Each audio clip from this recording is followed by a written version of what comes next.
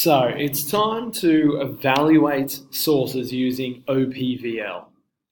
So we have our research question, we're focusing in on democracy, and with the question, to what extent is Turkey a democracy?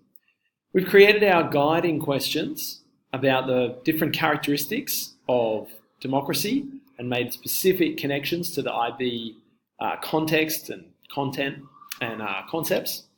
Okay, and so now we actually want to find out some information. We want to be able to then make some conclusions and present some findings. So our next step is to choose one of our, so we've got our sources here, we've done our MLA bibliography, and we've recorded some key points. And so I'm going to choose which sources I feel have been the most useful, valid sources. So I'm going to say my best one was this BBC News article. And then my second best one was this Turkey World Factbook CIA.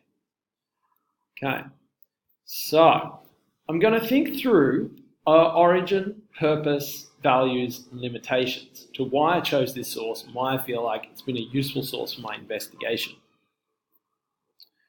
So the first source is the BBC News with the headline, US threatens more action against Turkey unless pastor freed. So there's nothing specifically in here in the title about democracy, but it kind of seems to relate to justice, law, international relations, and possibly power and choice, and maybe minority groups. Okay, so if we go up to our OPVL chart, my best source, okay.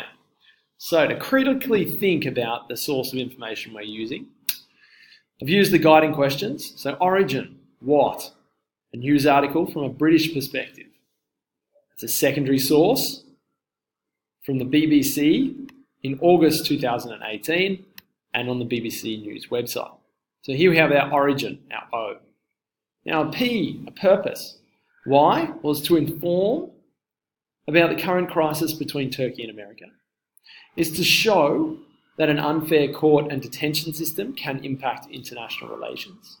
It's to represent Turkey as a limited democracy with struggling economy, restricted political parties, and not independent courts, and that Turkey is willing to stand up to America. And how does it do all this? Well, through images of currency decline, graphs, images of the street, presidents frowning as they meet next to each other, showing disagreement, an imprisoned US citizen, Twitter comment, screenshot, headlines, bold sections, quotes. So that's the origin and the purpose. So now we need to give it the CRAP test. The currency, relevance, authority, accuracy, and purpose. To see how valuable and valid it was for our investigation. So we've said it's up to date. We've said that it's really connected to the topics and it shows the restricted characteristics of democracy, particularly like political parties, courts, and presidential power. BBC, we're saying, is a trustworthy, well-recognised, fairly global perspective. Accuracy, specific quotes, there's data that can be checked, and there are links inserted that can be followed up.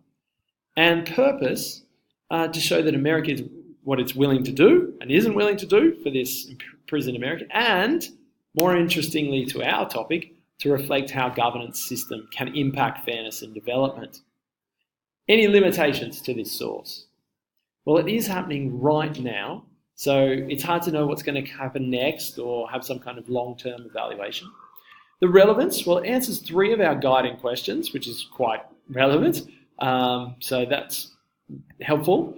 Authority, there is no author, no particular journalist, so it's hard to follow up any bias or background. And purpose. So as the news is about the impact on a foreigner, only inferences can be made about the impact on a perspective of Turkish citizens themselves. So that would be why I think, that article was my best source.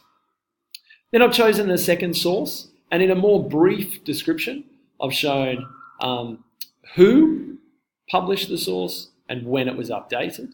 I've said that whereas the other one had lots of perspective and impacts, this one is just a clear overview of the country with categories. And the values, that it's up to date, accurate, easy to understand information, about the government and the powers of the president, and I can compare that to other countries to make some conclusions.